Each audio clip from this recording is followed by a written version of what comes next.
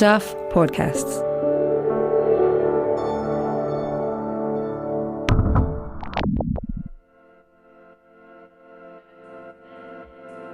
Hi, I'm Michael Wright and welcome to The Long Read from Stuff. This week's story is called The World's Best Liar. It's by Stuff investigative reporter Blair Ensor, who joins me now. Hi, Blair. G'day, Mike. I think this might be a first on The Long Read. We haven't done a story that covers a murder trial, a court case, more or less live. We're talking on a Friday. The verdict in this case landed yesterday. It's a murder trial. So tell us about the murder. What happened here? Set this up. So in April 2020, a man called Dale Watene, he disappeared from Autoto, where he worked as a dairy farm worker. And it was definitely a case that captured the imagination, I guess, of Southland for a number of weeks. So one of the interesting aspects of this case was it wasn't always a murder. This guy was just a missing person to start with, yeah? Yeah, so Dale was last seen at his partner's house, Sandy Graham. They'd been in a kind of pretty tumultuous relationship for a number of months. And yeah, on the day that Dale went missing, he was last seen at Sandy's home and was talking about heading out to get some beers when he disappeared. So the case sort of blew wide open when they found Dale Watene. Tell us about that. Yeah, I mean, prior to finding Dale, they had honed in on Sandy, his girlfriend, because she was obviously the last person to see him alive, and they did a search warrant at her house, and the place lit up like a Christmas tree when they did some luminoling. So they were pretty set on her from pretty early on in the case. But yeah, finding Dale's body in the Longwood Forest, which is near Autoto, was a big turning point in the investigation. So I guess about a month after Dale disappeared, police launched a search in Longwood Forest. So the search party noted this area where there were some bricks and some tyres and like the ground appeared to have been dug up underneath. And so it turned out that this guy called George Hyde, who Sandy Graham had known as a friend for a number of years, had been doing some renovations at his house. And those renovations involved a lot of bricks. And the detectives were like, whoa, like there's some big red flags here. And so they went back up, and after carefully removing all the bricks and stuff, they started digging, and it was only a few minutes, and they suddenly found this body, and I guess that was pretty massive for them. And so probably half of this story focuses on the subsequent trial of Sandy Graham and George Hyde, and that was not a straightforward thing. This was not an open and shut case once they found Dale Watene's body. No, because it was clear that something had happened inside Sandy Graham's home, but there was no other witnesses to what had happened inside Sandy Graham's home. Like Sandy had lied repeatedly, had given statements to police saying, I have no idea what happened to Dale. But when it came to trial, she's like, I've got to tell the truth to give, to be accountable for my actions. And so she gave a version of events that night. And as you will hear, she essentially tried to say that she was involved in Dale's death, but it wasn't murder. All right, let's get into it. Here is Blair with a bit of strong language, reading his story, The World's Best Liar. On the morning of April 17, 2020, Sandy Graham and her best friend George Hyde loaded a couple of shovels into a four-wheel drive, packed Graham's kids, aged 6 and 7, into the backseat, and headed for a rugged forest in western Southland. They were looking for a place to bury a body. Their journey deep into Longwood Forest, a 23,000 hectare chunk of conservation land, took them along the back streets of the small town of Autoto, past paddocks of grazing sheep, and through a maze of dirt and gravel roads. On the fringe of a clearing, at the end of an overgrown, dead-end logging track, Graham and Hyde chose the spot for a grave they hoped no one would find. The pair took turns digging a hole in the clay soil while the children played nearby. When they were finished, it was nearly 1 metre deep and more than 1 metre wide. Later that day, Hyde returned to the forest with the body of Dale Watene, Graham's boyfriend, a father to a then 5-year-old boy. He was wrapped in a tarpaulin and had a bullet lodged in his upper spine. Watene, the son of a truck driver, grew up in the Waikato town of Huntly.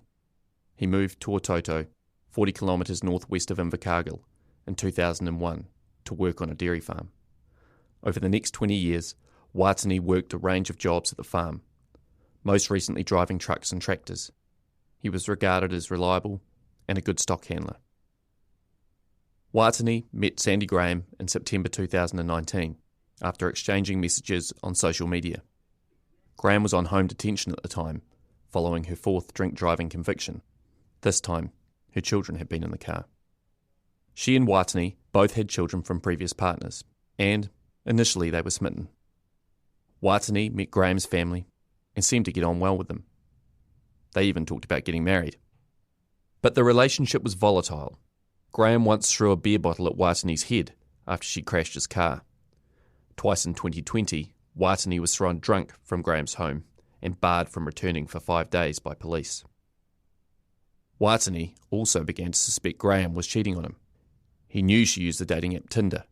Whenever he confronted her about it, she denied any infidelity, and the pair would argue. Despite the turmoil, they continued to see each other on and off. Watene rented a red brick bungalow about 20 kilometres out of Watoto on Waikato-Wairio Road, but often stayed at Graham's home. On April 15, 2020, Watene celebrated his 40th birthday. The next day, he and Graham and her 2 children drove into Longwood Forest in his 4-wheel drive SUV to collect pine cones, a breach of COVID-19 lockdown rules. The truck got stuck in a stream and they had to phone for help. The 2 men who towed them out were invited back to Graham's house for dinner and a couple of beers. Watene cooked. He and Graham were seen kissing and seemed happy. As the 2 men left, just after 6 p.m, Watene was talking about heading out to buy some more beers. It was the last time anyone from outside the house saw him alive. 5 days later, on April 21, Detective Sergeant Chris Lucy got a call from one of Watoto's 2 police officers.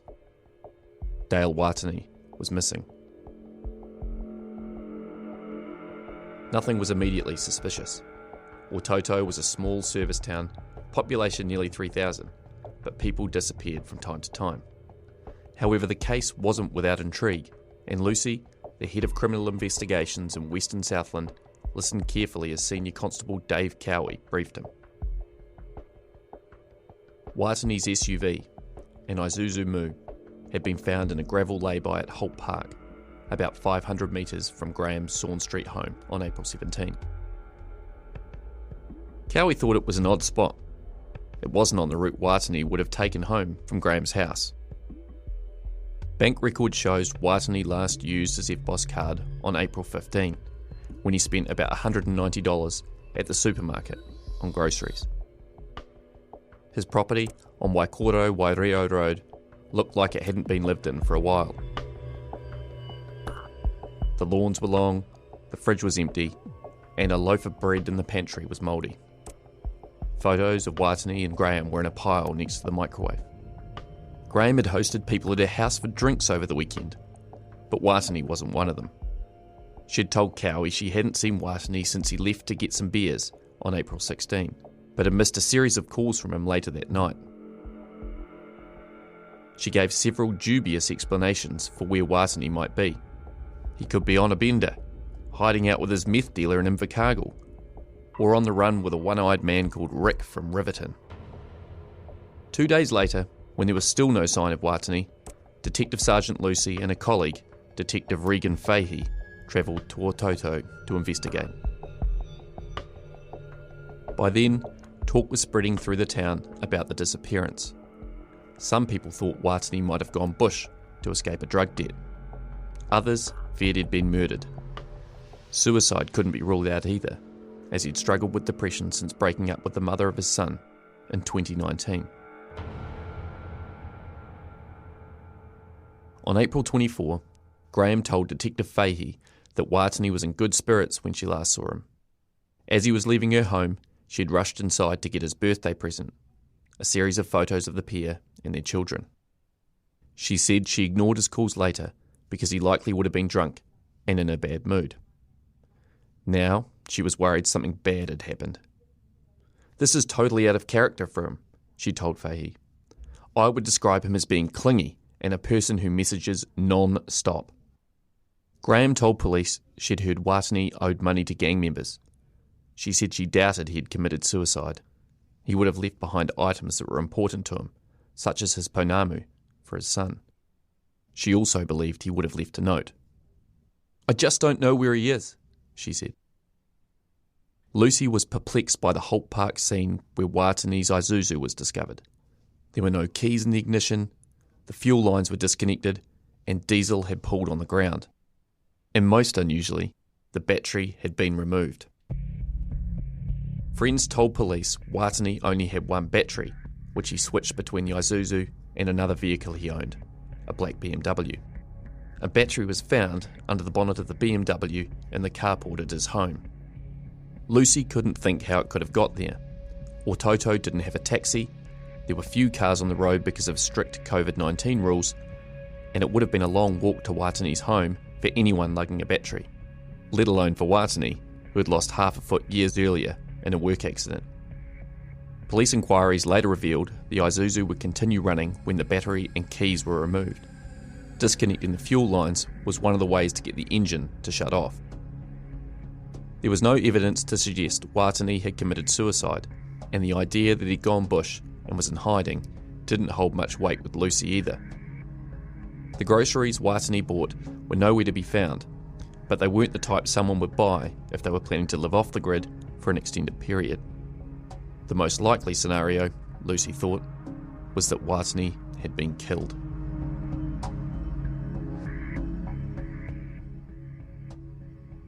After Anzac weekend, he briefed his boss, Detective Senior Sergeant Stu Harvey, on the case. Watene was still officially a missing person, but on hearing the details, Harvey ordered it be run like a homicide investigation. Detectives made an urgent request for Watene's cell phone data. It showed that at about 9:30 p.m. on April 16, his phone was used to make 9 calls to Graham's phone in the space of 5 minutes, all in the vicinity of his Sawn Street property. In the 15 minutes prior to that, it had been used to make a series of social media searches and Facebook calls to 2 of Watene's friends, neither of whom answered. At 9:37 p.m, it was turned off. Police suspected a murder and a cover-up. The Holt Park scene appeared staged to make it look like Watene's Isuzu had broken down, and the repeated phone calls looked like a misbegotten alibi attempt. Investigators zeroed in on Graham, the last person who had seen him alive. About a week after Watene's disappearance, she'd contacted his mother, Christine, via Facebook, and asked if she'd heard from him. "This is so messed up," she wrote. "Do you have any idea where he could be? Nothing's adding up, and it's honestly not like Dale to do this. I will let you know if I hear anything, and if you need anything, just let me know. Be safe, and take care." Graham had also posted several news stories about Watene's disappearance to her Facebook page. "We all hope he comes back safe and well," she wrote on May 1. One very missed human. But Graham was known to be deceptive. In 2008, when she was sentenced for driving drunk and dangerously and injuring a police officer, a court heard that Graham's mother, who declined to comment for this story, described her as the world's best liar who always had a plan. Police obtained warrants to search Graham's home, access her phone records, and bug her phone, house, and a motel they put her up in. They found that on April 16, she had twice called her friend, George Hyde, in the 15 minutes after she'd received the barrage of calls from Watene's phone. Hyde, a 23-year-old farming contractor and four-wheel driving enthusiast, lived about 20 kilometres away, near Tuatapere. The next morning, when police arrived to talk to Graham and search her home, Hyde was there. He'd stayed the night. Given his newfound connection to the case, police questioned him too. Graham maintained that she hadn't seen Watene since he left her home on April 16. She couldn't explain why his cell phone was polling near her house when the calls were made to her phone later that night. "He was never at my house, I can assure you of that. Why wouldn't he just come in? That's just fucking weird. I just wish I'd picked up my phone," she told police in a videotaped interview at an Invercargill police station. She said she phoned Hyde to ask him how to download movies. Asked what she thought had happened to Watene, Graham said, "I think he's run away from his problems." Stu Harvey, a police officer of nearly 3 decades, watched the latter part of the videotaped interview live "I came away thinking we don't have the right person," he told Stuff. "She was very pleasant, very relaxed, laughing and joking. There was never any indication she was making things up."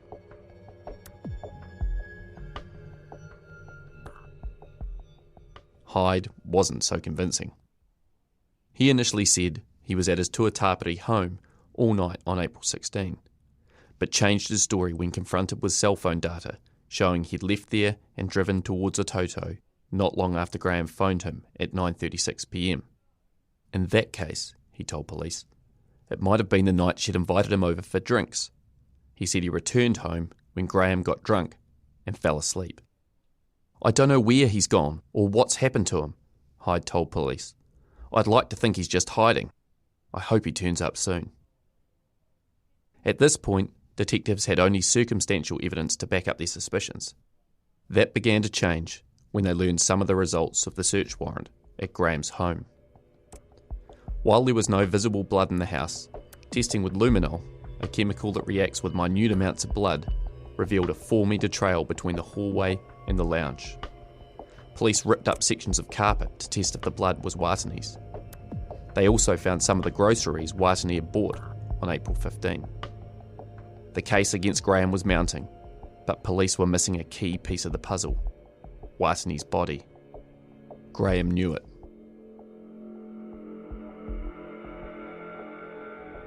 "They can try and make a scenario out of something, but they need hard fucking evidence," Graham told Hyde and another man in a conversation intercepted by police. "And with no body, there's no fucking evidence."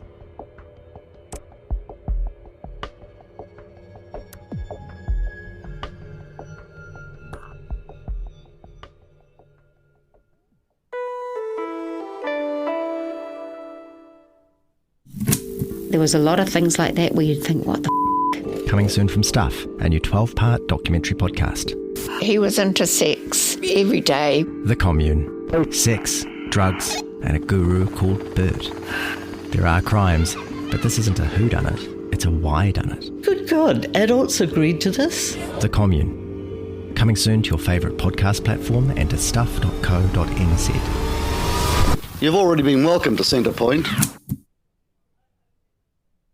Police hoped to find Dale Watene's body during a search of Longwood Forest on May 16 and 17, 2020. A fortnight earlier, 2 investigators, Detective Dougal Henderson and Detective Sergeant Dave Kennelly, had walked an overgrown track deep in the forest, looking for the spot where Graham and Watene got stuck in his Isuzu on the day Watene disappeared. It was about 12 kilometres from Graham's home.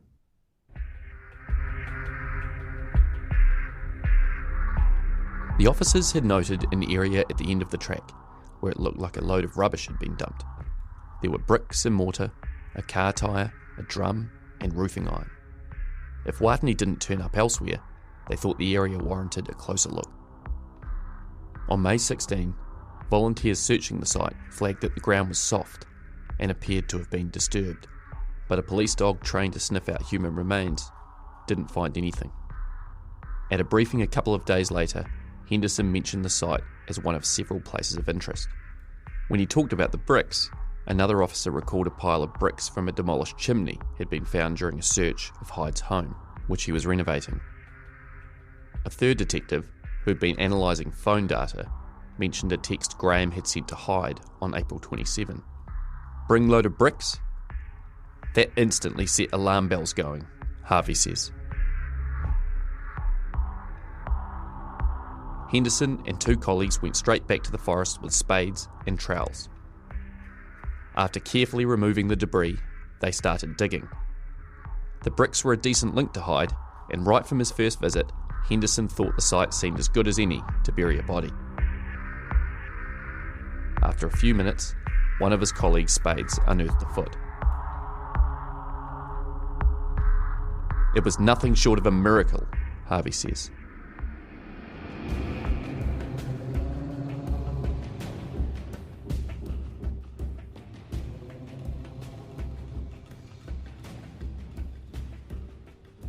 An autopsy revealed that Watene had been shot through the mouth with a single, low-velocity .22 calibre round.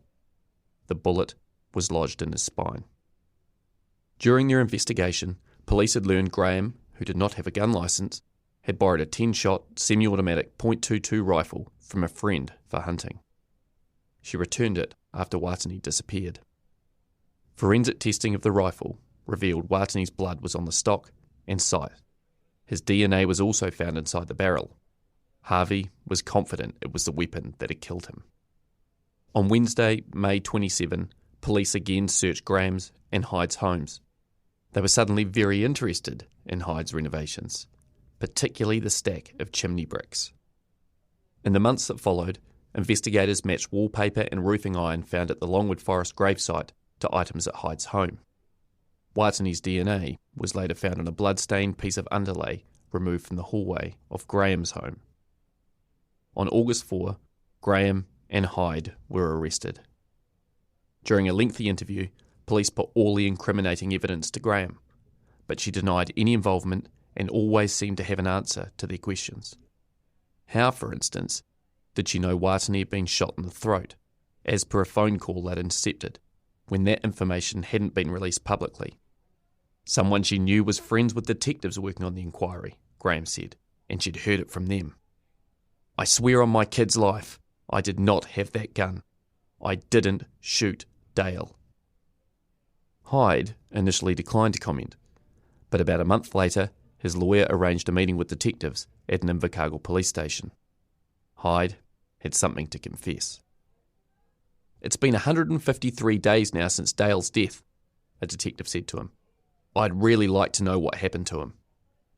Hyde said that on the night of April 16, Graham, whom he considered his best friend, had called him in tears. She wanted him to drive to her home urgently and said something like, "Come here with a strong stomach." When Hyde arrived, Graham met him on the front lawn. He said she told him she and Watene had fought. Watene had hit her, and then the pair had wrestled with a gun. I can't remember the actual details of what she told me, Hyde said. All I know is that she told me he shot himself. Inside Graham's home, Watene was lying on his back in the hallway, not far from a toy box. He was bleeding from his head. Hyde said he helped Graham, who was recovering from a broken collarbone, drag Watene's body to the lounge.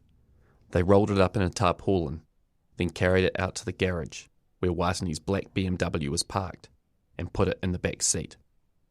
Then, Graham burnt Watene's boots, hat, phone, and wallet in her fire. The next day, Hyde disposed of the body in Longwood Forest. That night, while Graham's children were asleep in bed, he helped to return the black BMW to Watene's home. 10 days later, at Graham's request, he said he took a load of bricks and other rubbish from his home and dumped it on the gravesite to conceal it.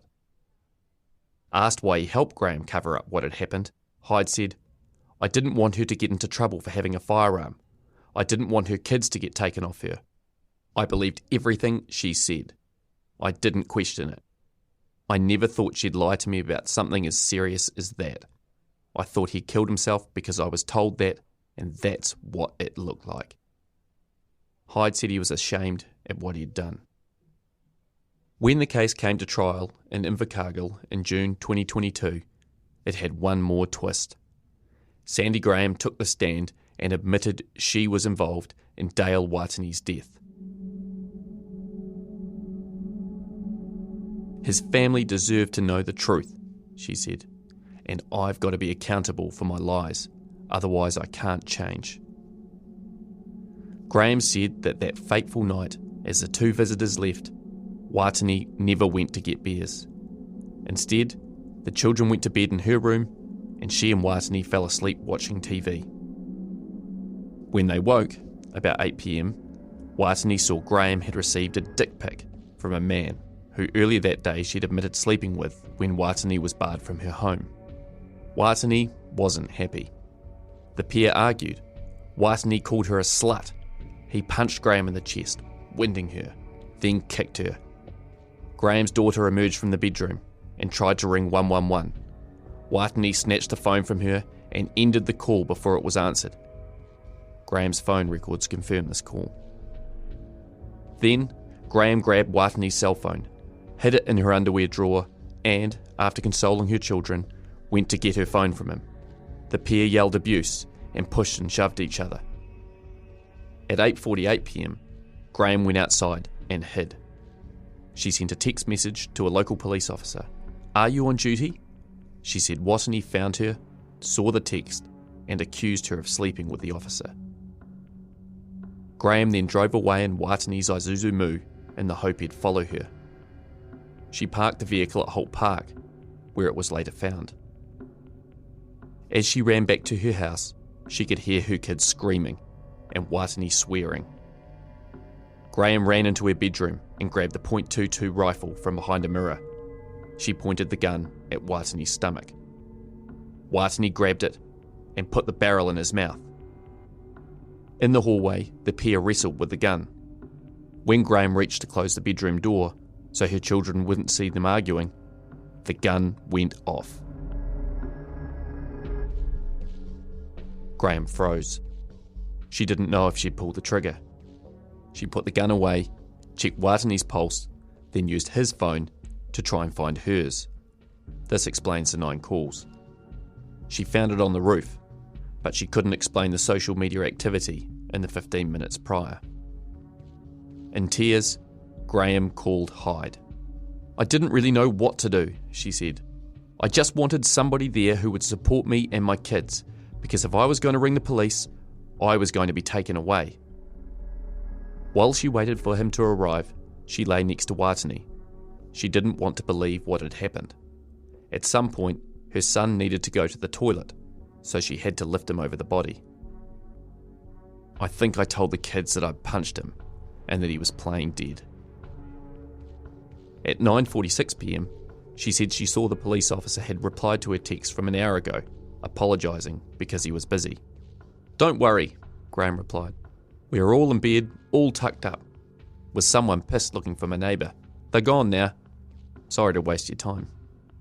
When Hyde arrived, she told him there had been a fight and Watene had shot himself.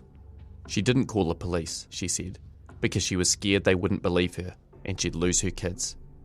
Instead, the following day they drove into Longwood Forest and dug a grave. Graham said she didn't tell Hyde to conceal the grave. She said her text to him on April 27 that mentioned bricks was about improvements at her home. She said she did not remove the battery from Watene's Isuzu when she left it at Holt Park. By then Watene had 2 batteries, so she didn't need it for the BMW when she drove it to Watene's home. Graham previously told police Watene had only 1 battery that he switched between the 2. "I wish I'd rung the police," Graham said through tears. "The hate Dale's family must feel towards me must be beyond words."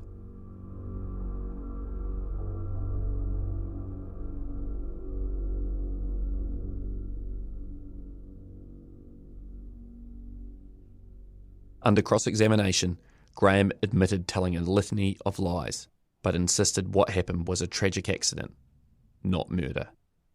The prosecution honed in on the likelihood of Watene being shot by accident. Forensic firearms expert Angus Newton said a lack of gunshot residue on Watene's face meant he was shot from at least 80 centimetres away and probably more than a metre. Watene's armpit to fingertip measure was only 69 centimetres. Graham said she was sure the last time she saw Watene's hands, they were both on the barrel. Then there was the rifle itself. Graham testified there was no magazine in the gun. It was in the garage, so she thought it wasn't loaded. The last time it was fired, she said, was during a possum hunting trip about a month earlier. Another witness, Brendan McRae, who was on that trip, said he made sure the gun wasn't loaded before he handed it back to Graham. Graham said she did not load the gun or touch it after the trip. Jeffrey Miller, who owned the gun, said that when it was returned to him after Watene's disappearance, he pointed it at the ground and pulled the trigger to make sure it wasn't loaded. He was surprised when it went off. This suggested a magazine was fitted, as the weapon would automatically reload when fired. Graham insisted there was no magazine in the gun when she had the altercation with Watene. She believed Miller was lying. In her closing address, Crown Prosecutor Mary Jane Thomas said Graham was cunning, clever, and manipulative. To call Sandy Graham a liar does her a disservice. She's not simply a liar, she's a storyteller. She weaves together fact and fiction to create stories with a hint of truth, peppered with untruths that support her narrative. Before her arrest, Graham had made up stories about what had happened to Watene and cast suspicion on others. Then, Thomas said, when she gave evidence during the trial, she continued to lie. Why, for example, did Graham not yell and scream and tell one of her neighbours to call 111 as she ran back from Holt Park? Moving the car was all part of the cover-up, Thomas said. But that alone, she continued, did not make Graham a murderer. She urged the jury to focus on the facts, particularly around the rifle. You can be sure that on the night, someone put at least 2 bullets in the magazine, attached the magazine, pulled the lever to load the bullet into the chamber, and shot the rifle. Based on the forensic firearms expert's evidence, Watene and Graham couldn't have been locked in a struggle over the gun when it was fired, Thomas said. Graham's defence counsel Phil Shammy disputed this. Determining the distance Watene was shot from wasn't an exact science, he said, and Watene's fingertip to mouth measure was about 87 centimetres, which meant he could have reached the barrel.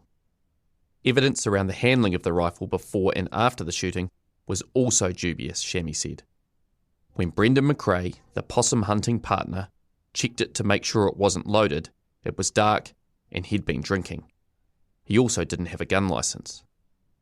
Miller had also been drinking when he later fired the shot into the ground, and the only bullet casing police could find in the area hadn't come from the gun. The Crown had also not advanced a motive for why Graham might have killed Watene deliberately, and, in his submission, there was no evidence she had. Together, Shammy said, it amounted to too much doubt. You must be sure before you convict Miss Graham of murder. It's not enough if you think she is likely guilty or probably guilty. You must be sure, because that is what beyond reasonable doubt means. Nothing short of that is sufficient. If you are not sure, you must acquit. On July 7, 2022, Sandy Graham was found guilty of murder. George Hyde was found guilty of being an accessory after the fact to manslaughter. The verdict, in Hyde's case, meant the jury was unable to establish beyond reasonable doubt that he knew Graham had murdered Watene when he helped conceal his body.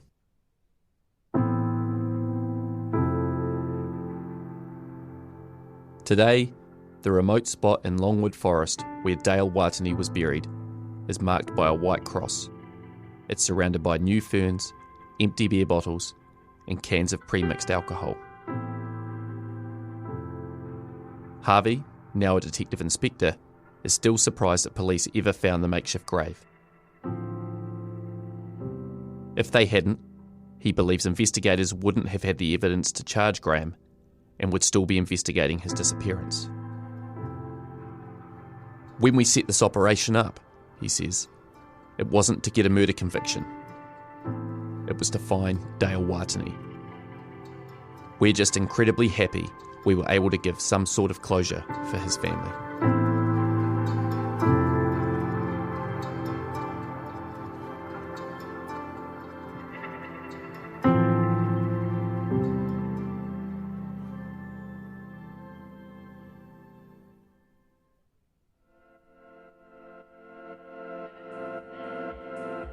That was The World's Best Liar on the long read from Stuff, written and read by Blair Ensor and produced by me, Michael Wright. This episode was edited by Jack Price. Stuff's podcast director is Adam Dudding. If you listened via our website, you can hear this story and more like it on the Long Read podcast, available on all the usual platforms. If you liked what you heard, please give us a 5-star rating and a review. It helps other listeners find us. Thanks for listening.